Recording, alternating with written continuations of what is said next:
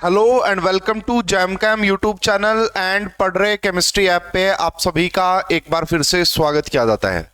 Students, हम EMRS PGT chemistry के paper का सॉल्यूशन डिस्कस कर रहे हैं। इससे पहले मैं 2 पार्ट डिस्कस कर चुका हूं, जिसमें मैं पहले 40 क्वेश्चंस डिस्कस कर चुका हूं। ये हमारा पार्ट नंबर 3 और लास्ट पार्ट रहेगा, जिसमें लास्ट 30 क्वेश्चन डिस्कस करेंगे। देखिए, केमिस्ट्री सब्जेक्ट के 70 क्वेश्चंस पूछे गए थे आउट ऑफ 80। जो 10 क्वेश्चंस थे वो टीचिंग केमिस्ट्री से ही रिलेटेड थे, लेकिन उसमें टीचिंग पेडागोजी से रिलेटेड चीजें वो थी आपका। ठीक है, तो 70 क्वेश्चन जो ये हैं ये डायरेक्टली केमिस्ट्री से रिलेट कर रहे थे। इनमें से 40 क्वेश्चन मैं पहले 2 पार्ट में डिस्कस कर चुका हूं और ये हमारा पार्ट नंबर 3 है, लास्ट पार्ट है, जिसमें हम लास्ट के 30 क्वेश्चन डिस्कस करेंगे। EMRS पीजीटी केमिस्ट्री की वैकेंसी जो आई थी 2023 में, 16 दिसंबर 2023 को ये आपका एग्जाम हुआ था। तो चलिए स्टूडेंट, स्टार्ट करते हैं हमारे सेशन को। अगर आप किसी भी टेट या पीजीटी एग्जाम की तैयारी करना चाहते हैं तो पढ़ रहे केमिस्ट्री ऐप पे कोर्स अवेलेबल है। बहुत ही अच्छी क्वालिटी कंटेंट स्टूडेंट्स बार बार रिन्यू करवाते हैं। जैसे किसी स्टूडेंट ने 6 महीने के लिए कोर्स लिया तो वो 6 महीने और दोबारा से एक्सटेंड करवा लेता है। इससे ये पता लगता है कि कंटेंट काफी अच्छा पसंद आता है स्टूडेंट को। तो जो भी स्टूडेंट सीरियसली अपनी प्रिपरेशन करना चाहते हैं KVS, NVS या आने फ्यूचर में आने वाली वैकेंसीज के लिए, तो आपको तुरंत अपनी प्रिपरेशन स्टार्ट कर देनी चाहिए। एग्जाम को देख के तैयारी ना करें, अपनी तैयारी करते रहें, जो भी एग्जाम आए वो आपका क्रैक हो जाएगा। तो चलिए भाई स्टार्ट करते हैं। सबसे पहले आप देख सकते हैं स्टूडेंट, क्वेश्चन नंबर 101। 100 तक हम लास्ट वीडियो में डिस्कस कर चुके हैं। क्वेश्चन नंबर 101 ये आपका कोऑर्डिनेशन केमिस्ट्री से क्वेश्चन है। ठीक क्वेश्चन है, अच्छा क्वेश्चन है। The oxidation number of chromium in the following complex. Student, इस लिंकेज का आप सभी को नाम पता होगा, इसको हम पर ऑक्सी लिंकेज बोलते हैं। इसको हम पर ऑक्सी लिंकेज बोलते हैं और इसको हम पर ऑक्साइड बोलते हैं। बेसिकली क्या बोलते हैं? पर ऑक्साइड। वो क्या होता है?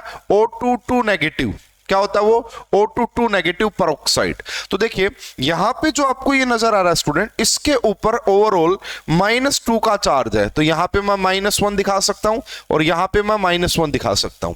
ठीक है, उसके बाद अगर आप इस O2 की बात करते हैं, देखिए एक आपके पास होता है O2 के ऊपर ओनली एक नेगेटिव, जिसको कि हम सुपर ऑक्साइड के नाम से जानते हैं।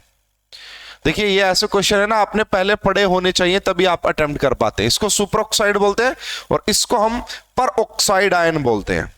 तो इस पूरे के ऊपर -1 का चार्ज होगा। तो आपसे बोला कि क्रोमियम का ऑक्सीडेशन नंबर। देखिए अगर मैं इसका X मान लेता हूं, इसका कैसा होता भाई? वाटर के ऊपर तो कोई चार्ज होता नहीं, 0। -1 यहां से और -1 यहां से, एक क्रोमियम के ऊपर क्या आ गया आपका? +3 का चार्ज आ गया। सेम अगर आप ऐसे देखेंगे इस क्रोमियम के लिए, तो भी आपका +3 का चार्ज आ जाएगा। ठीक है ना। ओवरऑल अगर आप देखोगे 3 और 3 6 और 3 नेगेटिव, तो कितना आ गया? +3। आप यहां से भी इसको देख सकते हैं।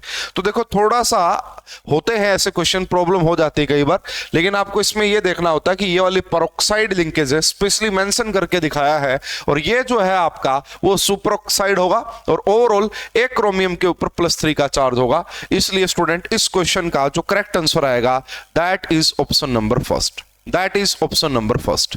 थोड़ा सा ट्रिकी क्वेश्चन होता है ये, पहले आपने पढ़ा हुआ होना चाहिए इस टाइप का क्वेश्चन, तभी आप सही अटेम्प्ट कर पाते हैं। चलिए भाई नेक्स्ट क्वेश्चन देखिए, question number 102। Lithium is the most active metal in the first group of periodic table. This is not true student, this is not true.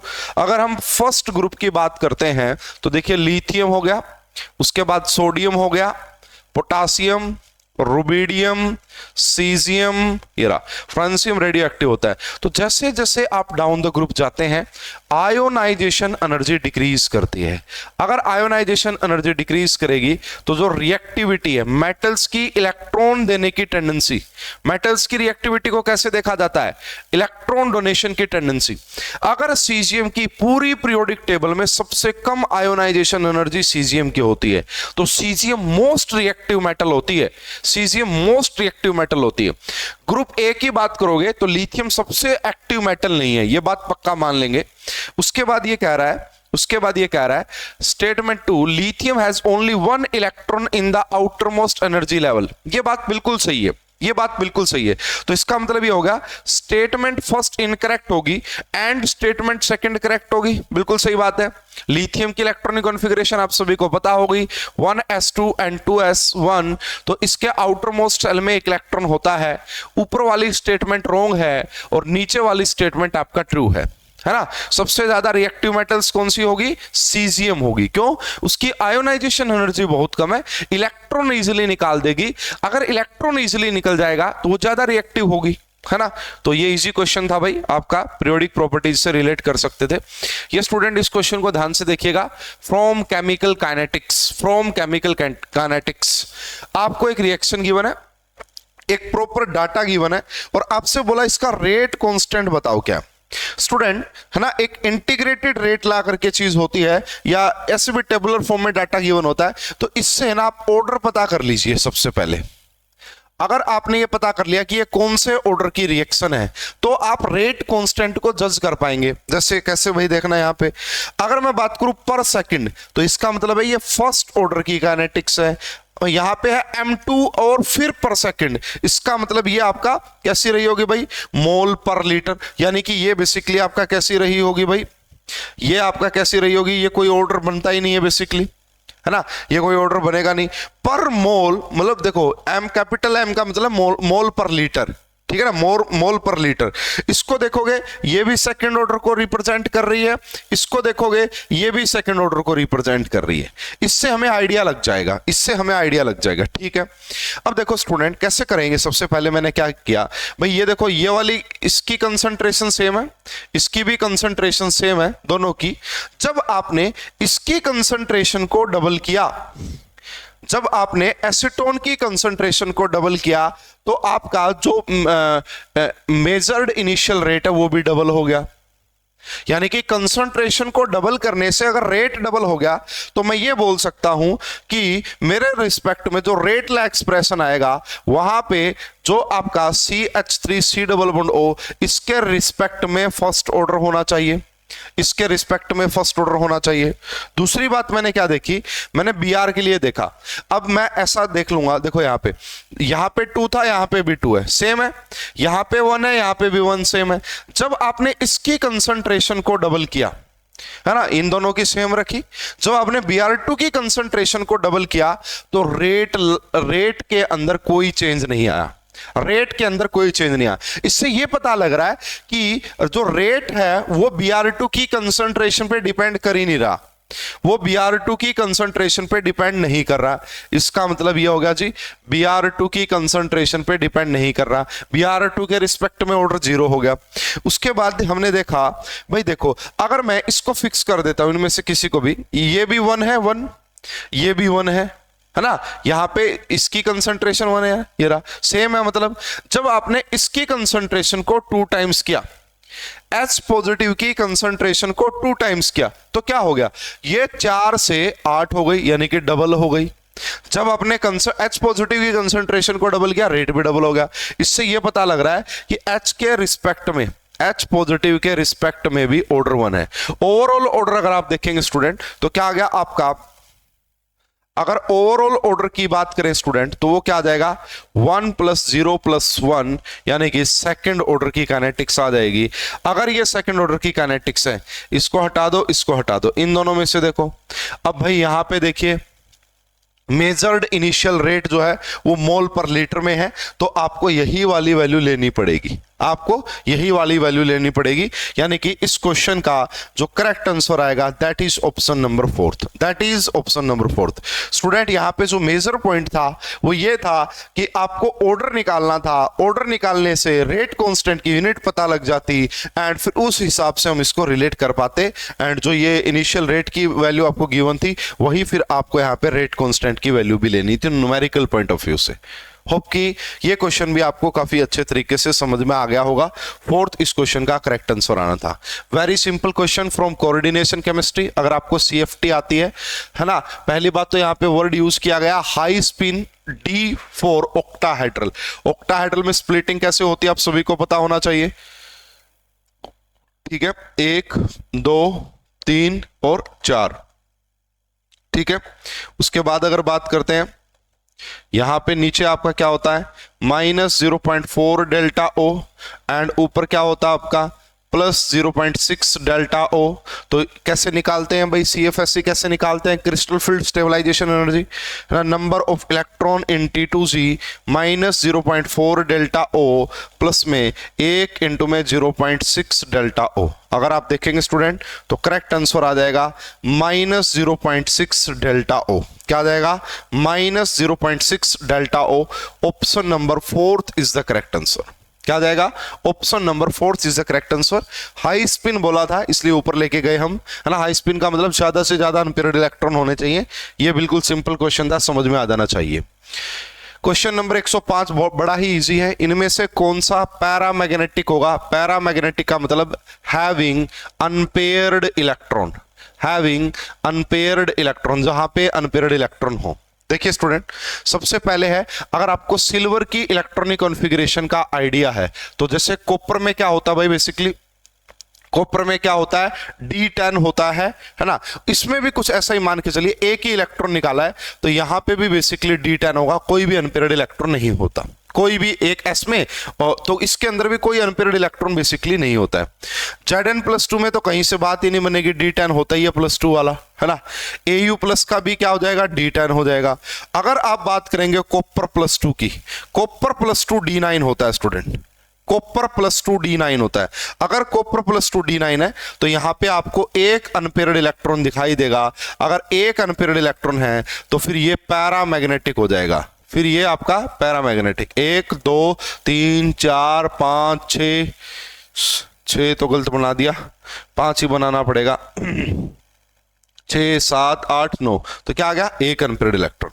तो कॉपर +2 की इलेक्ट्रॉनिक कॉन्फ़िगरेशन D9 होती है, इसीलिए इसके पास एक अनपेयर्ड इलेक्ट्रॉन है। अगर एक अनपेयर्ड इलेक्ट्रॉन तो ये पैरामैग्नेटिक होगा। Option number 4 is the correct answer. Simple question था भाई, है ना।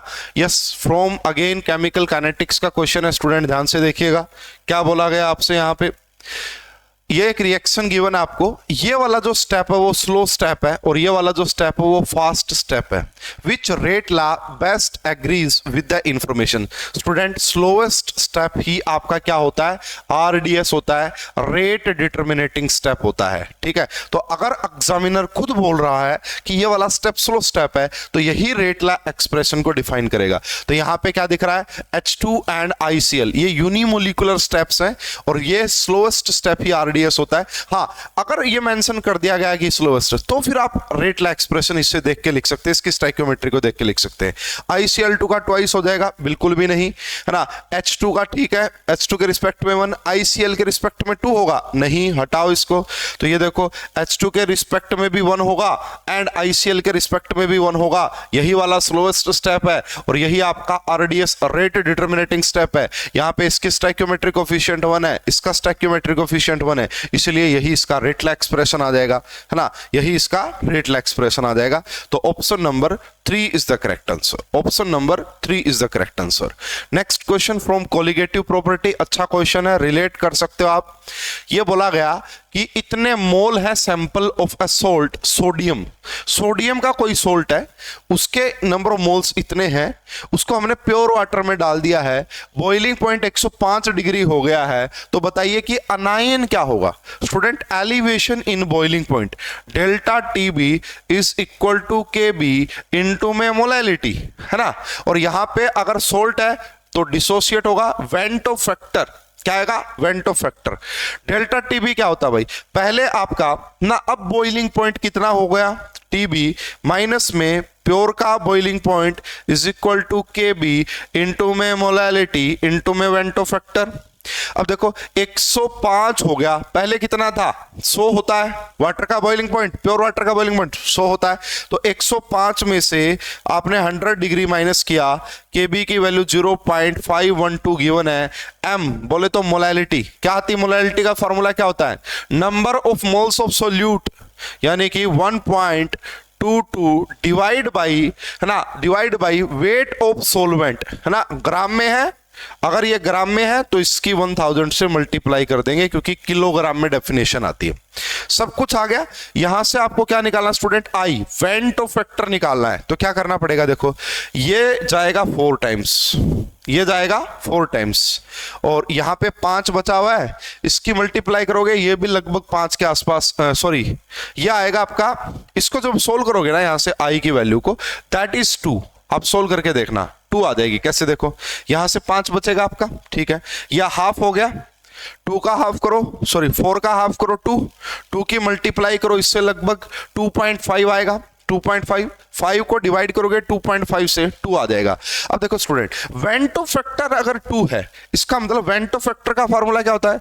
अगर जब तक आपको डिग्री ऑफ डिसोसिएशन के बारे में कोई जानकारी ना गिवन हो, अल्फा के बारे में कुछ ना बोला हो, तो जो वेंटो फैक्टर होता है ना, वो होता है नंबर ऑफ आयंस के इक्वल। किसके इक्वल? नंबर ऑफ आयंस के इक्वल। इसका मतलब number of ions and Vento factor same है। वेंटो फैक्टर कितना है? 2। नंबर ऑफ आयंस भी कितने होंगे? 2। इनमें से एक तो Na पॉजिटिव है और दूसरा क्या होना चाहिए? अगर आपको नंबर ऑफ आयंस 2 चाहिए तो एक तो Na पॉजिटिव हो गया है। अगर आप सल्फेट को रखोगे, देखो सल्फेट को अगर आप रखते तो क्या फॉर्मूला आता है? SO4 2 negative. अगर ये 2 नेगेटिव होता है ना, सॉरी, अगर ये आप सल्फेट रखते तो फिर इसको 2 टाइम्स करना पड़ता। नंबर ऑफ आयंस तो 3 हो जाते, नंबर ऑफ आयंस तो 3 हो जाते, इसका मतलब नंबर ऑफ आयंस तो 2 आने चाहिए, है ना। ये भी हटा दो। फॉस्फेट में नंबर ऑफ आयंस 4 हो जाते, हटा दो। सल्फाइट में भी 3 हो जाते, हटा दो। नाइट्रेट ऐसा है स्टूडेंट, सोडियम नाइट्रेट, Na के ऊपर भी पॉजिटिव, नाइट्रेट NO3 के ऊपर भी नेगेटिव। नंबर ऑफ आयंस कितने हैं? 2। वेंटो फैक्टर को सेटिस्फाई कर रहा है ये, इसलिए इसका जो करेक्ट आंसर आएगा that is option number 4, nitrate is the correct answer. Student बहुत सिंपल है। अप्रोच क्या थी? वेंटो फैक्टर का पता कर लो। वेंटो फैक्टर किसके इक्वल होता है? नंबर ऑफ आयंस के। वेंटो फैक्टर 2 है, इसका मतलब नंबर ऑफ जो भी सोल्ट रहा होगा सोडियम का, वहां पे नंबर ऑफ आयंस 2 रहे होंगे। एक Na पॉजिटिव और एक दूसरा नाइट्रेट। Na के ऊपर भी एक पॉजिटिव, नाइट्रेट के ऊपर एक नेगेटिव, बैलेंस हो जाएंगे। नंबर ऑफ आयंस सेम रहेंगे, 2 ही में डिवाइड होगा, बाकी इनमें से कोई डिवाइड नहीं हो रहा था, इसलिए option number 4 is the correct answer. क्या जाएगा? Option number 4 is the correct answer. Yes student, again this is from chemical kinetics, है ना। बिल्कुल पहले लेक्चर में ये चीज आपको पढ़ाई जाती है। Hydrogen peroxide react with iodide ion in an acidified solution according to this. ये कह रहा है कि जो रेट है ना माइनस, भाई आप सभी ने एक बात जरूर पढ़ी होगी, देखो है ना, वो ये पढ़ी होगी। अगर मैं इसके लिए पूरों के लिए लिखना चाहूं, ऐसे लिख सकते हैं इसको, माइनस जो भी स्टाइक्योमेट्रिक होता है एंड यहाँ पे है ना H पॉजिटिव का लिख दिया मैंने। ये किसके इक्वल हो जाएगा? -1/3 D माइनस I/dt। ये तो पढ़ा होगा ना भाई, बहुत सिंपल है। इसके बाद ये कंज्यूम हो रहे थे, इसलिए नेगेटिव साइन दिखाया जाता है कि कंज्यूम हो रहे हैं, है ना। यहाँ पे और भी क्या लिख सकते थे? यहाँ पे आप लिख सकते थे भाई 1, है ना। इसका जो कोफिशिएंट है वो कितना है? कुछ भी नहीं है, तो इसका आप किसके इक्वल लिख सकते थे? ये आप इसके इक्वल भी लिख सकते थे, dH2O2/dt, है ना। ये भी नेगेटिव साइन, इनका नेगेटिव साइन होने का मतलब ये कंज्यूम हो रहे हैं, है ना, कंजम्पशन हो रहा है इनका। उसके बाद देखो आप जो दिख रहा आपको, इसको कैसे लिख सकते हैं? 1, यानी कि इसको आप प्लस साइन का लिखो, प्रोडक्ट में है तो, क्योंकि इसका प्रोडक्शन हो रहा है। एंड इसको आप किसके इक्वल भी लिख सकते हो? 1/2 एंड DH2O। अब ये कह रहा है भाई बताओ कौन सी बात सही है ना। ये rate H positive is consumed at the rate of this. देखो अगर हम बात करें, ये H पॉजिटिव है और ये आपका, इसका तो गिवन ही था ना, इसका तो डाटा गिवन है। तो देखो अगर मैं इसको 1/3 से डिवाइड करूं, कितने को? ये रहा, तो इससे ये कैंसिल और ये 2 ऊपर चला जाएगा, यानी कि कितना आना चाहिए था? 2 × 10⁻⁻, नहीं, negative sign just for representation होता है, यहां नहीं दिखाएंगे। तो भाई देखो rate of consumption of H positive आएगा 2 × 10⁻⁴। दोबारा से देखिए, बहुत सिंपल है। देखो इस 2 को मैं ऊपर लेके जा सकता हूं, इस 2 को ऊपर ले गया, ठीक है। इसकी वैल्यू आपको क्वेश्चन में गिवन है 3.3 इंटू में 10⁻⁴, 3 से 3 कैंसिल, 2 से मल्टीप्लाई करोगे 2 × 10⁻⁴ आ गया, ठीक है। लेकिन यहां पे क्या वैल्यू गिवन है? यहां पे तो उन्होंने बोला है कि 3 × 10⁻⁴ है, इसका मतलब दिस इज इनकरेक्ट। उसके बाद कह रहा I3 नेगेटिव जो बनेगा वो इतना बनेगा क्या? This is I3 negative. आपको क्या करना है, सिंपली ये 1/3 था ना, 1/3 इसको डिवाइड करो। तो जब आप इसको 3 से डिवाइड करेंगे 10 की पावर -4 आएगा। यहां तो 9 × 10 की पावर -4 हटा दो, H2O इतना बन जाएगा। पक्की बात है भाई, H2O इतना पक्का कैसे बनेगा? देखो ये जो 2 है, जब ये ऊपर जाएगा 2, 3 से 3 कैंसिल और 2 की मल्टीप्लाई करोगे 10 की पावर -4 से, तो आ जाएगा ना, यही तो आएगा भाई, यही आएगा। ध्यान से देखो, बहुत सिंपल है ये बहुत सिंपल कंसेप्ट है, इसमें कुछ ऐसा है नहीं कि ना समझ में आए। ये ऊपर जाएगा यहां से, ठीक है, क्योंकि हम है ना सारा डाटा इसी के रिस्पेक्ट में हमें गिवन है, तो इसी के रिस्पेक्ट में बात करेंगे। H2O2 इतना बनेगा ना जी ना, H2O2 वही बनेगा, इसको 3 से डिवाइड कर देना, यानी कि 10 की पावर -4 बनेगा। हटाओ इसको, तो क्या करेक्ट आंसर आ जाएगा? Option number 3 is the correct answer. Option number 3 is the correct answer. ये भी बेसिकली आपका इजी क्वेश्चन था। ये स्टूडेंट इलेक्ट्रोकेमिस्ट्री के अच्छे क्वेश्चन पूछे गए हैं, और इसमें है ना बड़े कंफ्यूज हो जाते हैं स्टूडेंट, है ना, बट मेरा फेवरेट टॉपिक है, मैं काफी अच्छे से एक्सप्लेन कर पाता हूं। स्टैंडर्ड इलेक्ट्रोड पोटेंशियल की वैल्यू आपको गिवन है, और सबके सब रिडक्शन पोटेंशियल है। कहां से पता लगा? 0 से -1 गए, ऑक्सीडेशन नंबर डिक्रीज कर रहा है, ऑक्सीडेशन नंबर जहां डिक्रीज करता है वहां रिडक्शन, ये सबका रिडक्शन पोटेंशियल आपको गिवन है, सबका रिडक्शन पोटेंशियल गिवन है। आपसे पूछा स्ट्रॉन्गेस्ट ऑक्सीडाइजिंग एजेंट बताइए क्या है? स्टूडेंट स्ट्रॉन्गेस्ट ऑक्सीडाइजिंग एजेंट का मतलब है जिसका सबसे अच्छा रिडक्शन हो, जिसका सबसे अच्छा रिडक्शन हो, है ना, और वो किसी दूसरे को सबसे अच्छे से ऑक्सीडाइज कर पाएगा। देखो भाई, है ना, जिसका जितना अच्छा रिडक्शन होता है ना, वो किसी दूसरे का उतना अच्छा ऑक्सीडेशन कर पाता है। तो स्ट्रॉन्गेस्ट ऑक्सीडाइजिंग एजेंट अगर आपको पता करना ना, ये देख लो कि किसका रिडक्शन पोटेंशियल हाईएस्ट है, किसका स्टैंडर्ड रिडक्शन पोटेंशियल हाईएस्ट है। तो देखो भाई, सबसे ज्यादा हाईएस्ट जो स्टैंडर्ड रिडक्शन पोटेंशियल मुझे दिख रहा है वो है F2 का। F2 का जो स्टैंडर्ड रिडक्शन पोटेंशियल वो सबसे ज्यादा हाई है, तो F2 खुशी रिड्यूस होना चाहेगा। सबसे अच्छा अगर इनमें से कोई रिड्यूस होना चाह रहा है वो F2। अगर F2 खुशी रिड्यूस हो रहा है तो किसी दूसरे को खुशी ऑक्सीडाइज करेगा, इसीलिए F2 is the best oxidizing, strongest oxidizing agent in among these, इन सभी में से। लास्ट ऑप्शन F2 का ही है भाई, आपका थोड़ा सा कट हो गया, ये लास्ट ऑप्शन आपका F2 का ही है। तो option number 4 is the correct answer. Option number 4 is the correct answer. समझ में आ रही है बात? बड़ा अच्छा क्वेश्चन था भाई। उसके बाद चलिए नेक्स्ट क्वेश्चन पे, ये अगेन इलेक्ट्रोकेमिस्ट्री का क्वेश्चन है, सब कुछ आपको दे दिया। Which of the following cell would be give E naught cell value closest to 1? इनमें से किसकी वैल्यू क्लोजेस्ट टू 1 आएगी इनोट सेल की? स्टूडेंट आपका मुझे वे पता नहीं है, लेकिन मैं एक सिंपल सा फॉर्मूला यूज करता हूं। अगर आपको electrode potential standard electrode E naught cell निकालना है, तो मेरा तरीका होता है oxidation potential, standard oxidation potential at anode, anode पे ऑक्सीडेशन होता है, प्लस में standard reduction potential at cathode, standard reduction potential at cathode. ये कर दो बस। अब देखो ये सभी के रिडक्शन पोटेंशियल की वैल्यू गिवन है। यहां पे Mn +7 था, +2 चला गया, रिडक्शन हो रहा है। यहां पे 0 से -1 रिडक्शन, कॉपर 2 से, सबका रिडक्शन पोटेंशियल आपको गिवन है। अब देखो इन्होंने पेयर बना के दे दिए, ऑप्शन चेक करो। सबसे पहले ऑप्शन में Cr+2 से Cr+3 जा रहा है, ये लेफ्ट हैंड साइड में है ना, ये कंप्लीट सेल उसके लेफ्ट हैंड साइड में, इसका मतलब एनोड पे है, एनोड पे ऑक्सीडेशन होता है, बट यहां इसका रिडक्शन पोटेंशियल की वैल्यू गिवन है।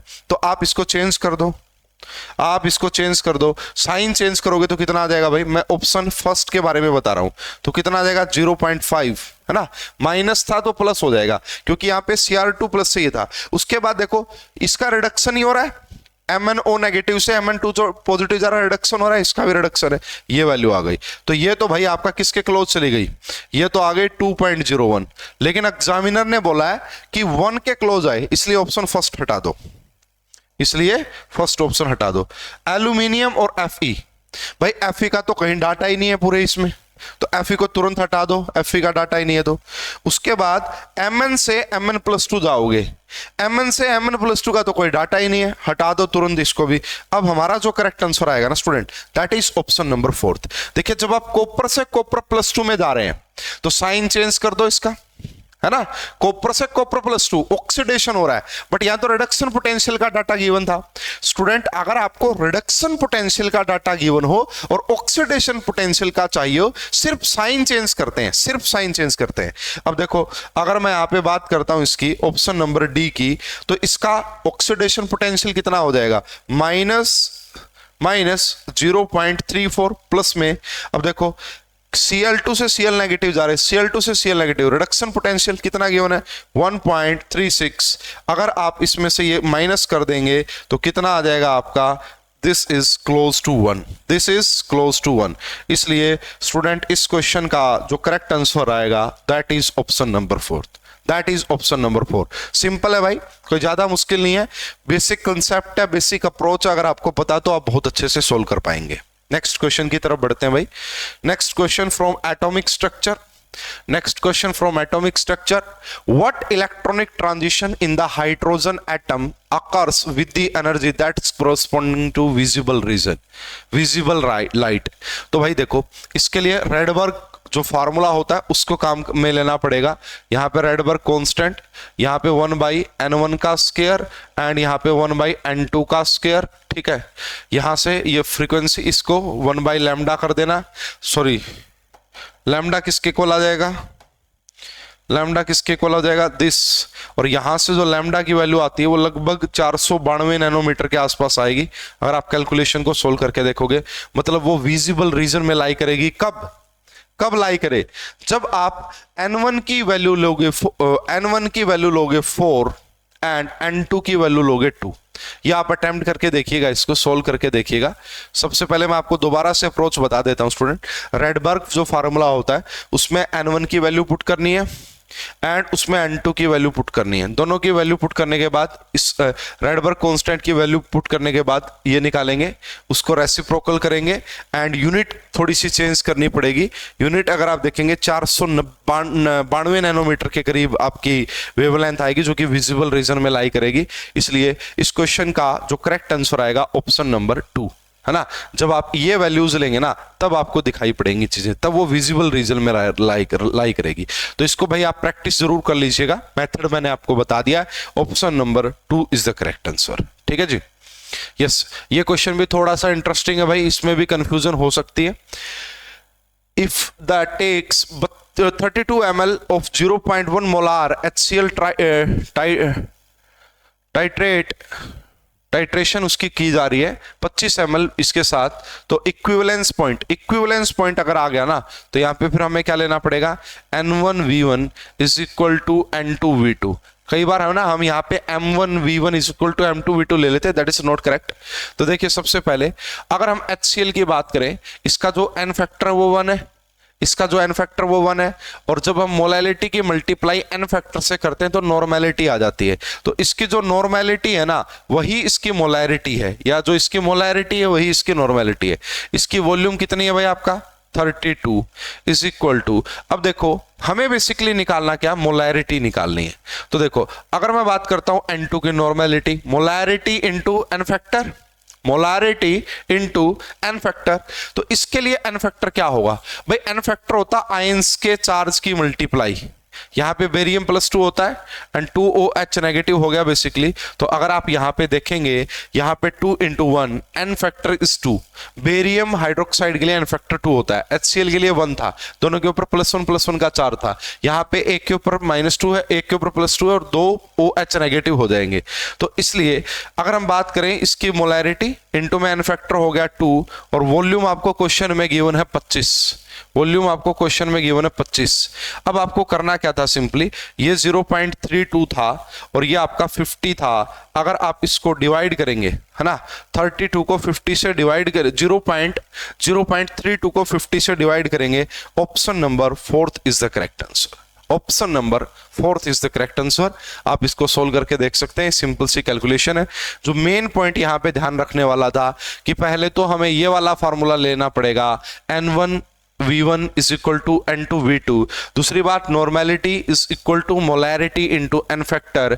अगर ये बेस है और ये डाई बेसिक है, बेसिकली 2OH नेगेटिव निकलेंगे तो भी इसका एन फैक्टर 2 होगा, वहां से भी आप देख सकते थे, ठीक है। यहाँ एक H पॉजिटिव निकलेगा इसलिए इसका एन फैक्टर 1 था। आप इसको समझ सकते हैं। इस क्वेश्चन का जो करेक्ट आंसर आएगा that is option number fourth, that is option number fourth. ये स्टूडेंट क्वेश्चन नंबर 113 देखिए, a catalyst in the finally divided ना, उसको टुकड़े टुकड़े कर दिए हैं, उसका पाउडर बना दिया गया है कैटलिस्ट का, इज मोर एफिशिएंट, वो ज्यादा एफिशिएंट होता है, ऐसा क्यों है? एक तो भाई आपने मतलब उसको सॉलिड स्टेट में रख रखा था, फिर आपने उसको कूट दिया, कूटने के बाद उसका पाउडर टाइप से बना दिया, अब वो ज्यादा इफेक्टिव हो गया, ऐसा क्यों? मोर एक्टिविटी सेंटर आर फॉर्म्ड, बिल्कुल सही बात है स्टूडेंट। पहले मान लीजिए कोई रिएक्टेंट आके उसकी सरफेस पे आ रहा था, कैटलिस्ट की सरफेस पे आ रहा था, उसको कम जगह मिल रही थी, कम एक्टिव सेंटर थे, बट जैसे ही आपने उसका पाउडर बनाया, सरफेस एरिया काफी ज्यादा बढ़ गया, और उस सरफेस एरिया पे जो एक्टिव सेंटर थे, जो कि रिएक्टेंट के साथ रिएक्ट करके और रिएक्शन को फास्ट कर सकते थे, वो क्या हो जाते हैं? ये बिल्कुल सही बात है। मोर सरफेस एरिया भी अवेलेबल हो जाता है, ये भी बिल्कुल सही है। एनर्जी का कोई चक्कर नहीं होता, एनर्जी का कोई चक्कर नहीं होता भाई यहाँ पे, ठीक है। सारा खेल किसका है? सरफेस एरिया का। तो क्या करेक्ट आंसर आ जाएगा? A and B. क्या आएगा भाई? A and B. एक तो सरफेस एरिया बढ़ जाएगा, सरफेस एरिया बढ़ जाएगा तो जो एक्टिव सेंटर है वो भी बढ़ जाएंगे, ये बिल्कुल सही बात है। करेक्ट आंसर क्या आएगा? ऑप्शन ए और बी ठीक है। सी से कोई लेना देना नहीं होता, एनर्जी से कोई लेना देना हमें यहाँ पे नहीं होता, कैटलिस्ट की टर्म में बात करते हैं तो।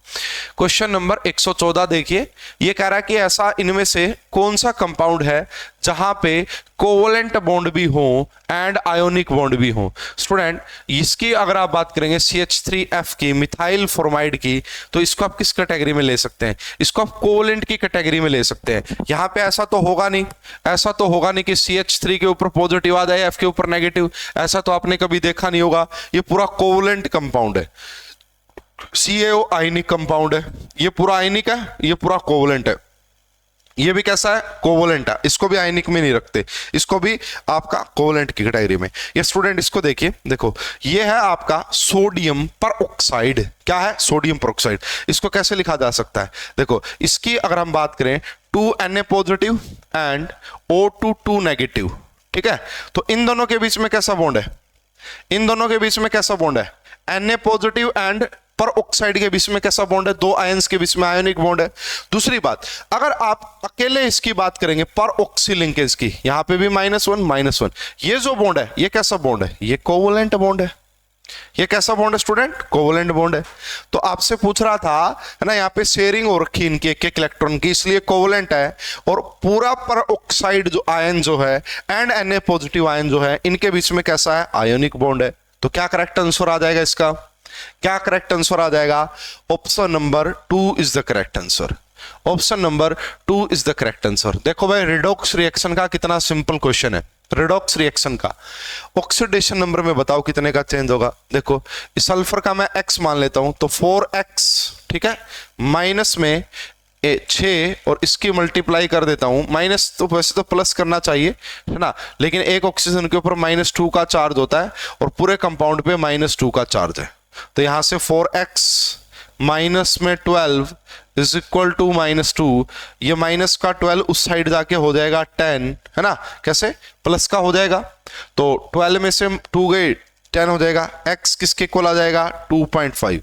यानी कि यहां इसका जो ऑक्सीडेशन नंबर है सल्फर का वो 2.5 है। और सल्फेट में अगर आप देखते हैं कितना हो जाएगा, ये आपका x हो गया, ये -8 हो गया और ये -2, तो x किसके इक्वल हो गया? +6 के। तो ऑक्सीडेशन नंबर कहां से कहां चेंज हो रहा है स्टूडेंट? ऑक्सीडेशन नंबर कहां से कहां चेंज हो रहा है? +2.5 से 6 जा रहा है, +2.5 से 6 जा रहा है। इसलिए इस क्वेश्चन का जो करेक्ट आंसर आएगा that is option number 2, that is sorry option number 3 is the correct answer. Option number 3 is the correct answer.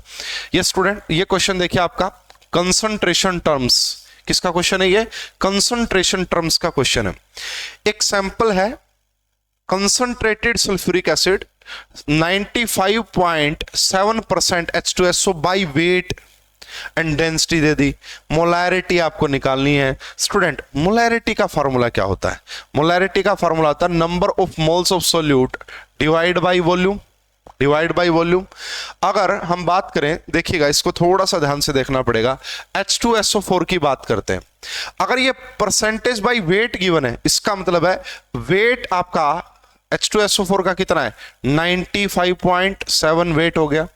Molecular weight कितना होता है H2SO4 का, ऑक्सीजन का हाइड्रोजन का 2, सल्फर का 32 एंड 64 है ना, 98 आएगा, कितना 98। ठीक है, तो क्या number of moles of solute निकल जाएंगे, number of moles of solute निकल जाएंगे। यस, कितने आएंगे भाई, यहां से देखो 95.7 को डिवाइड कर देंगे कितने से, 98 से। अब आपको मोलैरिटी निकालनी, इसके लिए आपको वॉल्यूम चाहिए। वॉल्यूम कैसे निकालेंगे भाई, वॉल्यूम कैसे निकालेंगे, डेंसिटी का फॉर्मूला क्या होता है, मास पर यूनिट वॉल्यूम, मास पर यूनिट वॉल्यूम। डेंसिटी आपको गिवन है, मास आपको पता है, मास कितना होगा भाई, परसेंटेज बाय वेट तो 100, पूरे सॉल्यूशन का तो 100 होगा ना, परसेंटेज तो 100 में से। डेंसिटी आपको गिवन है 1 पॉइंट, ये मास आपका 100 हो गया एंड ये रही वॉल्यूम। इसको यहां ले जाइए, इसको यहां ले जाइए, तो जो वॉल्यूम आ जाएगी वो आएगी 100 को डिवाइड कर दो 1.84 से, और ये जो वॉल्यूम आएगी ना ग्राम पर ml है, ये जो वॉल्यूम आएगी वो ml में आएगी। तो आपने क्या करना था, ये number of moles of solute हो गए, इसको डिवाइड कर देना था कितने से, 100, और इसको भी डिवाइड करना था 1.84 से। अभी ये जो वैल्यू है ना, नंबर ऑफ मोलैरिटी कैसे निकली है, number of moles of solute ये रहे, वॉल्यूम इन ml, अगर ml में है तो 1000 से मल्टीप्लाई करनी पड़ेगी, अगर ml में है तो 1000 से मल्टीप्लाई करनी पड़ेगी। ये ऑलमोस्ट 0 पॉइंट समथिंग जाएगा, देखो ये ऑलमोस्ट 0 पॉइंट समथिंग जाएगा। चलो फिर भी क्या करते हैं, इन 2 0 से ये 2 0 कट कर देते हैं। ठीक है, एक की और मल्टीप्लाई करनी पड़ेगी इससे, देखो अब आएगा ये आपका 980 हो जाएगा, है ना, तो 957 को डिवाइड करेंगे और ये 980 से एक 0 और कैंसिल हो जाएगा, 957 को 98 और ये ऊपर मल्टीप्लाई में चला जाएगा 1.84। ठीक है, ये भी 2 आप ये ले आइए, इस कैलकुलेशन को आप सोल्व कर सकते हैं भाई, इस कैलकुलेशन को आप सोल्व कर लेना, आपके पास आंसर आ जाएगा। ये 2 टाइम्स पे जाएगा ना, हाँ ये 2 टाइम्स पे चला गया भाई, ये पूरा 2 टाइम्स पे, 4 1, ये भाई कुछ गड़बड़ हो रही है कहीं ना कहीं कैलकुलेशन में, आप देख लेना भाई, कैलकुलेशन आप देख लेना। ये सही अप्रोच है बिल्कुल, मैंने आपको काफी अच्छे से अप्रोच बता दी है, मुझसे कहीं ना कहीं शायद मिस्टेक हो रही होगी तभी ये प्रॉब्लम आ रही, नहीं तो नहीं आती। ठीक है, ये 2 पे जाएगा क्या, हाँ 2 पे नहीं जाएगा ना, ये गलती कर रहा हूँ मैं, 2 पे तो कितना जाता, 16 18 196 जाता, तो ये एग्जैक्ट 2 पे नहीं जाएगा, ये लगभग इसका जो आंसर है ना वो 18 के करीब आएगा इसका आंसर, ऑप्शन नंबर फर्स्ट आएगा। आप ये वाली कैलकुलेशन सोल्व कीजिएगा, ऑप्शन फर्स्ट आ जाएगा शायद 18। ठीक है, तो भाई सिंपल था, इसमें कुछ ऐसा था नहीं कि जो आपको ना समझ में आए, है ना। परसेंटेज बाय वेट गिवन था, तो जितना परसेंटेज गिवन होता है वही वेट ऑफ सोल्यूट होता है। ठीक है, और परसेंटेज है तो सोलवेंट टोटल सॉल्यूशन का 100 ही हो गया। डेंसिटी आपको गिवन थी, हमने वॉल्यूम निकाल ली और बस सिंपली सोल्व कर दिया भाई, इसमें कुछ ऐसी प्रॉब्लम वाली बात नहीं आएगी। नेक्स्ट क्वेश्चन देखिएगा भाई, बहुत सिंपल क्वेश्चन है, बहुत ही सिंपल क्वेश्चन है। क्या ही करना है, मोलैलिटी निकालनी है भाई। क्या निकालनी है, मोलैलिटी। मोलैलिटी कैसे निकालते हैं, number of moles of solute. तो यहाँ पे बोला गया है कि 160 ग्राम मिथेनॉल को डिसोल्व किया गया है, किसमें, 200 ग्राम वाटर में। तो गिवन वेट कितना है, 160 ग्राम। नंबर ऑफ मोल्स कैसे निकालते हैं, गिवन वेट बाई में मोलिकुलर वेट। मिथेनॉल का निकालोगे कितना, 12 और 4 16 32 आ जाएगा भाई, कितना 32। ये आ गया आपका number of moles of solute, है ना। वेट ऑफ सोलवेंट इन ग्राम, तो ये आपका 200 ग्राम है, इसकी मल्टीप्लाई कर दिया आपने 1000 से। क्यों, जब ग्राम में होता है तो हमें यहाँ पे मल्टीप्लाई करनी पड़ती है। ये आपका 5 टाइम्स जाएगा, है ना, और ये भी आपका 5 टाइम्स जाएगा। दोनों की मल्टीप्लाई करोगे 5 × 5 तो कितना आ जाएगा, 25 मोलल। क्या आ जाएगा भाई, 25 मोलल, है ना। Molal is the unit of molality, molality की यूनिट होती है। मोलैलिटी का फॉर्मूला क्या होता है, number of moles of solute divide by, है ना, वेट ऑफ सोलवेंट इन, अगर किलोग्राम, किलोग्राम में ही बात करोगे तो ज्यादा अच्छा है, किलोग्राम में ना हो ग्राम में हो तो आप 1000 से मल्टीप्लाई कर देना। तो बिल्कुल सिंपल क्वेश्चन था student, 25 molal is the correct answer. Next question देखिएगा, question number 118, which of the following are amphoteric, इनमें से कौन सा एम्फोटेरिक होता है? एम्फोटेरिक वो होते हैं जो acid as well as base दोनों के तौर पे काम करें। तो एल्यूमिनियम तो बड़ा फेमस है भाई इस मामले में, एल्यूमिनियम का तो ऑक्साइड भी एंड हाइड्रोक्साइड भी दोनों ही एम्फोटेरिक नेचर के होते हैं। तो एल्यूमिनियम तो पक्का एम्फोटेरिक नेचर का होगा। ए यहाँ पे है, ए यहाँ नहीं है, हटा दो, ए यहाँ नहीं है, हटा दो, ए यहाँ पे भी है, ए के साथ बी आएगा या डी आएगा भाई? डी क्या होता है? आयरन। आयरन तो एक काफी अच्छी मेटल है, और मेटल के ऑक्साइड या हाइड्रोक्साइड तो बेसिक नेचर के होते हैं, है ना। अब कह दोगे एल्यूमिनियम भी, बट वो एक्सेप्शन होता है स्टूडेंट।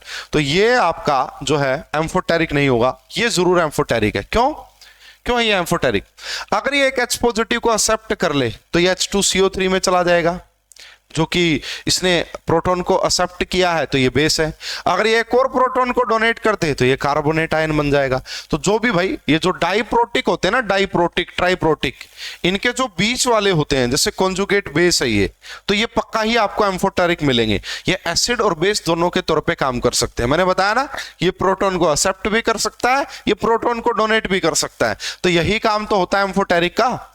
एम्फोटेरिक का भी तो यही काम होता है। इसलिए option first is the correct answer. इसलिए option first is the correct answer. समझ में आ गया होगा भाई, आपको समझ में आ गया होगा भाई, इजी है ये तो। Yes, question number 119, in a reaction with सर्वल steps, एक रिएक्शन उसके बहुत सारे स्टेप्स हैं, which step limits the rate of a reaction, कौन सा स्टेप ऐसा होता है जो रेट को डिफाइन करता है? स्टूडेंट, अगर आपके पास एक कॉम्प्लेक्स रिएक्शन है, उसके डिफरेंट एलिमेंट्री स्टेप आपको गिवन है, slowest step is the RDS। Slowest step से ही हमें रेट का पता लगता है। तो देख लो भाई, तो स्लोएस्ट स्टेप ही हमें किसके बारे में बताता है? रेट के बारे में बताता है। इस क्वेश्चन में कुछ भी ऐसा नहीं था जो आपको समझ में ना आया हो, है ना। अब बढ़ते हैं आगे। यस, ये क्वेश्चन थोड़ा सा लिटिल बिट ट्रिकी हो सकता है स्टूडेंट, ध्यान रखिएगा। Which of the following solution will act as a buffer solution? तो बफर सॉल्यूशन कैसे एग्जिस्ट करते हैं? मान लीजिए आपके पास क्या है भाई, एक वीक एसिड है, एक वीक एसिड है, प्लस में उसी वीक एसिड का क्या है? सोल्ट है। वीक एसिड का सोल्ट है, तो वो क्या है? वो बफर सॉल्यूशन हो सकते हैं। इसी प्रकार मान लेते हैं कि आपके पास एक वीक बेस है, प्लस में उसी वीक बेस का आपके पास क्या है? सोल्ट है, तो ये भी बफर सॉल्यूशन के तौर पे एक्ट कर सकते हैं। अब देखो, सबसे पहला क्या आ गया जी? NaOH जो कि एक स्ट्रॉन्ग बेस होता है, एंड HCl जो कि एक स्ट्रॉन्ग एसिड होता है। स्ट्रॉन्ग बेस और स्ट्रॉन्ग एसिड मिलके क्या कर लेंगे? न्यूट्रलाइजेशन रिएक्शन हो जाएगी, सोल्ट एंड वाटर की फॉर्मेशन हो जाएगी। यहां कोई बफर के तौर पे काम नहीं करेगा। ए कोई बफर के तौर पे काम नहीं करेगा। अगर कोई ए बफर के तौर पे काम नहीं करेगा, दो ऑप्शन एलिमिनेट। CD पक्का हो गया हमारा कि CD तो पक्का बफर होंगे। देख लो, ये NaF क्या भाई? NaF एक सोल्ट है। NaF क्या? एक सोल्ट है। किसका? HF का। HF स्टूडेंट ऑर्गेनिक एसिड के तौर पे आप इसको ले सकते हैं, और ये वीक एसिड होता है, ये वीक एसिड हो गया खुद, और इस वीक एसिड का सोल्ट हो गया। NaF क्या है? इस HF एसिड का ही तो सोल्ट है ना, तो ये बफर है भाई पक्का, ठीक है। उसके बाद यहां देखो, ये अमोनिया बेस हो गया, और अमोनियम क्लोराइड उसका सोल्ट हो गया। अमोनिया बेस हो गया और अमोनियम क्लोराइड उसका सोल्ट हो गया, तो ये भी कैसा? बफर है, पक्की बात, ठीक है भाई, इसकी बात ठीक है। अब देखो, अब बात आती है CD तो कंफर्म है, B आएगा या नहीं आएगा? देखो स्टूडेंट, ये है आपका स्ट्रॉन्ग बेस और ये आपका वीक एसिड। तो जब आप इन दोनों की रिएक्शन करवाएंगे ना, एक स्ट्रॉन्ग बेस की वीक एसिड के साथ, तो यहां से भी आपको क्या देखने को मिलेगा?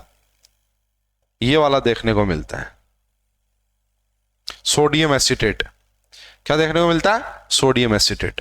तो स्टूडेंट, ये वाला सिस्टम भी एज अ बफर के तौर पे एग्जिस्ट कर सकता है। ये वाला सिस्टम भी एज अ बफर के तौर पे एग्जिस्ट कर सकता है। तो आपका करेक्ट आंसर जो आएगा ना, दैट इज BCD। क्या आएगा? BCD। तो भाई ये देखो, ये पहले नहीं गिवन है, लेकिन ये सोल्ट बना लेगा, ये सोल्ट बना लेगा। हाँ, दोनों स्ट्रॉन्ग नहीं होने चाहिए, उसमें फिर आपका प्रॉब्लम आ जाती है। नेक्स्ट क्वेश्चन देखिएगा भाई, ये बढ़िया क्वेश्चन मुझे लगा, बहुत ही, वैसे तो बहुत सिंपल है, थोड़ा सा अगर आप ध्यान दें। Which range includes the pH? इनमें से कौन सी ऐसी रेंज है जहां पे एक pH की वैल्यू आपका बीच में आएगी? जब हमने 0.1 मोल NaOH का लिया और 100 ml हमने इसका HCl का लिया। स्टूडेंट देखो, यहां पे आपको NaOH के मोल गिवन है, कितने? 0.1 प्लस में इसकी रिएक्शन करवाई गई है HCl के साथ, ठीक है। और HCl के मोल कैसे निकालेंगे भाई, देखो आपको मोलैलिटी गिवन है, मोलैरिटी गिवन कितनी, एक, क्या फॉर्मूला होता है, number of moles of solute and divide by volume, किसमें, अगर ml में लोगे 1000 से मल्टीप्लाई कर दो, है ना, तो 100 वॉल्यूम हो गई, तो 100 वॉल्यूम 100 से कैंसिल करोगे 10 बचेगा, तो यहां पे कितना आ गया नंबर ऑफ मोल्स, कितना 0.1। HCl के भी नंबर ऑफ मोल्स कितने आ गए 0.1। होगा क्या, जब आपने 0.1 मोल NaOH की रिएक्शन 0.1 मोल HCl के साथ करवाई तो क्या मिल गया होगा, NaCl मिल गया होगा, 0.1 NaCl मिल गया होगा एंड वाटर बाहर निकल गया होगा। This is simple neutralisation reaction, neutral हो गया सिस्टम, है ना। एक स्ट्रॉन्ग बेस की रिएक्शन स्ट्रॉन्ग एसिड के साथ करवाई, सेम मोल के साथ करवाई तो सोल्ट बना, और ये कैसा होता है न्यूट्रल, फिर कैसा हो जाएगा न्यूट्रल। और न्यूट्रल पीएच किस पे लेते हैं, 7 पे। तो देखो क्या इसके बीच में 7 आ रहा है, नहीं। क्या इसके बीच में 7 आ रहा है, नहीं। क्या इसके बीच में 7 आ रहा है, नहीं। कहाँ आएगा, किस रेंज में आएगा, 6.5 से लेके 7.5 के बीच में ही 7 आएगा। और यही बात आपसे पूछी थी, which range include the pH, है ना। इन दोनों की रिएक्शन कराने पे एक पीएच आएगी, वो पीएच किस रेंज में आ रही है, तो वो पीएच 7 होगी, न्यूट्रल सॉल्यूशन हो जाएगा। और न्यूट्रल सॉल्यूशन की पीएच 7 होती है, वो आपका 6.5 टू 7.5 के बीच में आ रही है, 6.5 टू 7.5 के बीच में आ रही है। तो इस क्वेश्चन का जो करेक्ट आंसर होगा that is option number 2। Question number 122 पे चलते हैं student. Predict the sign of this, सभी को ये बात पता है। देखो पहली बात क्या है, for the vaporization of liquid water, water को वेपराइज कर रहे हो, ठीक है, 180 डिग्री सेल्सियस पे एंड 1 atm प्रेशर पे। देखो भाई क्या है, एक मान लो वाटर लिक्विड है एंड लिक्विड से गैस बनती जा रही है, तो रैंडमनेस बढ़ेगी। तो हमारे पास फॉर्मूला क्या होता है, delta G is equal to delta H minus T into delta S, ठीक है स्टूडेंट। कोई अगर सॉलिड से लिक्विड जाता है रैंडमनेस बढ़ती है, लिक्विड से गैस में जाता है रैंडमनेस बढ़ती है ना, डिसऑर्डरनेस बढ़ती है। और जब भी डिसऑर्डरनेस बढ़ती है एंट्रोपी बढ़ती है, और एंट्रोपी बढ़ने को हम पॉजिटिव साइन से दिखाते हैं। अगर एंट्रोपी इंक्रीज होती है ना तो उसको पॉजिटिव साइन से दिखाया जाता है। इसका मतलब डेल्टा S तो पक्का ग्रेटर देन 0 होगा, डेल्टा S नोट तो पक्का ग्रेटर देन 0 होगा इस रिएक्शन के लिए। यहां लेस देन दे रखा, यहां लेस देन दे रखा, तुरंत हटा दो। खास बात क्या हुई, यहां ग्रेटर देन, यहां ग्रेटर देन। एक बात और देखने को मिल गई, इसके लिए भी एंथैल्पी का जो चेंज है वो प्लस है, इसके लिए भी एंथैल्पी का जो चेंज है वो प्लस है। इसका मतलब ये हो गया एंडोथर्मिक टाइप की रिएक्शन है। और हीट तो आप दे ही रहे हो भाई 180 डिग्री सेल्सियस, तो एंडोथर्मिक हो गई। अगर ये दो बातें आपको पता लग गई, ये वाली ओवरऑल वैल्यू पॉजिटिव है और ये वाली वैल्यू आपका नेगेटिव है, सॉरी ये भी पॉजिटिव है, अब किस पे डिपेंड कर रहा है, टेम्परेचर पे। डेल्टा G किस पे डिपेंड कर रहा है, टेम्परेचर पे। टेम्परेचर आपने ऑलरेडी हाई रख रखा है, अगर टेम्परेचर ऑलरेडी हाई है तो पॉजिटिव नेगेटिव कैसा हो जाएगा, नेगेटिव वाली वैल्यू ज्यादा हो जाएगी और ये वाली पॉजिटिव कम हो जाएगी, तो डेल्टा G भी कैसा आ जाएगा, लेस देन 0 आ जाएगा। कैसा आएगा, लेस देन 0। और तभी ये रिएक्शन स्पॉन्टेनिटी होगी। जब भी Gibbs free energy less than 0 होती है तभी कोई रिएक्शन आपका स्पॉन्टेनियस होती है। किस पे डिपेंड कर रही थी ये सब, टेम्परेचर पे। टेम्परेचर हाई रखोगे डेल्टा, ये देखो पॉजिटिव नेगेटिव नेगेटिव, टेम्परेचर की वैल्यू हाई, ये नेगेटिव वैल्यू वाली हाई, तो delta G high, delta G high, reaction spontaneous. तो करेक्ट आंसर क्या आएगा, ऑप्शन नंबर 3। करेक्ट आंसर क्या आएगा भाई आपका, option number 3 is the correct answer. Question number 123 देखिए, which species have the Lewis structure, इसकी कार्बोनेट जैसी किसकी होती है भाई, तो कार्बोनेट में क्या करते हैं, कार्बोनेट की स्ट्रक्चर कुछ ऐसी ही तो होती है भाई, है ना। BCl3 की कैसी होती है, बिल्कुल वैसे तो देखो प्लेनर होती है, ठीक है, लेकिन लेविस स्ट्रक्चर की बात चल रही है तो ऐसी तो नहीं होती। इसमें तो क्या है, इसमें तो एक एक इलेक्ट्रॉन की शेयरिंग कर देते हैं हम, है ना, ऐसे ही फिर एक यहां, तो समझ रहे होगे भाई आप मेरी बात को। इसमें भी ऐसा नहीं है, इसमें भी ऐसा नहीं है, इसमें, अच्छा इन दोनों में से देखना पड़ेगा ध्यान से, इन दोनों में से देखना पड़ेगा ध्यान से। देखो नाइट्रोजन की अगर हम बात करते हैं, नाइट्रोजन के पास 5 वैलेंस इलेक्ट्रॉन थे, 2 इस ऑक्सीजन के साथ शेयर कर लिए, एक O के ऊपर यहां नेगेटिव आ गया, 2 नेगेटिव तो आ ही नहीं सकते, और एक इसको कोऑर्डिनेट कर दिया, एक इसको कोऑर्डिनेट कर दिया, है ना, लग रही है बात सही। दूसरी बात क्या क्या हो सकती है यहाँ पे बेसिकली, सल्फाइड देख लो भाई, इसको क्या बोलते हैं बेसिकली, सल्फाइड। तो ये डबल बॉन्ड O हो गया, यहाँ O के ऊपर एक नेगेटिव और यहाँ O के ऊपर नेगेटिव। अब आप मुझे खुद बता दो कि जो कार्बोनेट की लेवी स्ट्रक्चर है, देखो एक डबल बॉन्ड है, यहाँ एक डबल बॉन्ड है, उसके बाद देखो इसके पास बेसिकली ना लोन पेयर भी बचेगा एक एक्स्ट्रा, इसके पास एक लोन पेयर भी बचता है, बचेगा या नहीं बचेगा भाई इसके पास लोन पेयर, तो इसके पास लोन पेयर बचेगा, ठीक है ना। तो इनमें से Lewis structure is most likely that of the carbonate ion, किसकी किसकी होनी चाहिए भाई आपका, तो भाई लेविस्ट स्ट्रक्चर जो होगी, यहाँ 2 नेगेटिव चार्ज है, यहाँ 1 है, इसलिए ये नहीं होगी, यही आएगी, इसकी लेविस्ट डॉट स्ट्रक्चर आएगी आपका, ठीक है। तो option number 3 is the correct answer, option number 3 is the correct answer. काफी सिमिलर है, हालांकि आप यहाँ पे डॉट करके इलेक्ट्रॉन दिखा के ऑक्टेट कंप्लीट करके दिखा सकते थे, बट इतना बेसिक अप्रोच हमें पता होता है, इसलिए मैं उसकी बात नहीं कर रहा हूं। नेक्स्ट क्वेश्चन देखिए, question number 124, which compound has a Lewis electron structure with one and only one unshared pair of valence electron. Unshared pair of valence electron को ही हम क्या भी बोलते हैं स्टूडेंट, लोन पेयर। कह रहा है कि यहां इनमें से कौन सा कंपाउंड ऐसा जिसके पास सिर्फ एक लोन पेयर हो ना, H2S के पास तो 2 होते हैं भाई, इसके पास तो 2 लोन पेयर होते हैं ना, वाटर जैसी स्ट्रक्चर होती है इसकी, हटाओ। मीथेन के पास तो एक भी लोन पेयर नहीं होता, हटाओ। इसके पास भी 2 लोन पेयर, मैंने आपको पहले वाली क्लासेस में इसकी स्ट्रक्चर बना के दिखाई थी कि ये नाइट्रोजन, एक यहां से रिंग की, एक यहां से रिंग की, और 2 इसके पास लोन पेयर ऑफ इलेक्ट्रॉन आ गए, ठीक है। अब बच गया हाइड्रोनियम आयन, क्या बच गया, हाइड्रोनियम आयन। इसकी स्ट्रक्चर लाइक दैट, जो अमोनिया होता है ना, अमोनिया वैसी स्ट्रक्चर होती है। ये ऑक्सीजन एक यहाँ पे शेयर किया, एक यहाँ पे शेयर किया, एक यहाँ पे शेयर किया, ठीक है। इसके पास टोटल 6 इलेक्ट्रॉन थे, एक पॉजिटिव का मतलब दे दिया किसी को एक, बच गए 5, 5 में से 3 की शेयरिंग कर ली, और एक आ गया आपका लोन पेयर ऑफ इलेक्ट्रॉन, एक आ गया लोन पेयर ऑफ इलेक्ट्रॉन। तो इस क्वेश्चन में आपसे ही पूछा था कि बताइए इनमें से कौन सा कंपाउंड ऐसा जिसके पास कम एक ही लोन पेयर होगा, that is option number first, hydronium ion के पास एक ही लोन पेयर यहां पे होता है। क्वेश्चन नंबर 125 पे आ गए हैं भाई। स्पॉन्टेनिटी को मेजर करने का बेस्ट वे क्या है? Change in the entropy of process, change in the enthalpy of process, change in the free energy of the process. ठीक है स्टूडेंट, जब भी हम स्पॉन्टेनिटी की बात करते हैं ना, in the term of delta G करते हैं, डेल्टा जी। अगर डेल्टा जी लेस देन 0 होता है तो वो स्पॉन्टेनियस होती है, अगर डेल्टा जी ग्रेटर देन 0 होता है तो वो नॉन स्पॉन्टेनियस होती है। The change in free energy of the process, the best measure, delta G को देख के ही हम स्पॉन्टेनिटी के बारे में कमेंट कर सकते हैं। Option number 3 is the correct answer. For a system at equilibrium, अगर कोई सिस्टम इक्विलिब्रियम पे है तो डेल्टा जी किसके इक्वल होता है? तो डेल्टा जी होता है भाई 0 के इक्वल। डेल्टा जी किसके इक्वल होता है? 0 के इक्वल होता है। अगर कोई सिस्टम इक्विलिब्रियम पे है तो delta G is equal to 0। Change in Gibbs free energy 0 हो जाते हैं, change in Gibbs free energy 0 हो जाते हैं। इनमें से आपको फॉल्स स्टेटमेंट बतानी है, false statement. First law of thermodynamics states that total energy in the universe is constant. बिल्कुल सही बात है, क्रिएट नहीं की जा सकती, डिस्ट्रॉय नहीं की जा सकती, एक जगह से दूसरी जगह ट्रांसफर की जा सकती है, तो ये तो करेक्ट है, हमसे फॉल्स पूछा है। Entropy is the measure of the disorder and randomness of the system. बिल्कुल सही बात है, मैंने आपको बताया था जितनी ज्यादा डिसऑर्डर रैंडमनेस बढ़ेगी उतनी उससे हम एंट्रोपी को मेजर कर सकते हैं। For a system at equilibrium delta G 0 होता है, अभी अभी बताया है, तो करेक्ट आंसर क्या आ गया? Option number 4।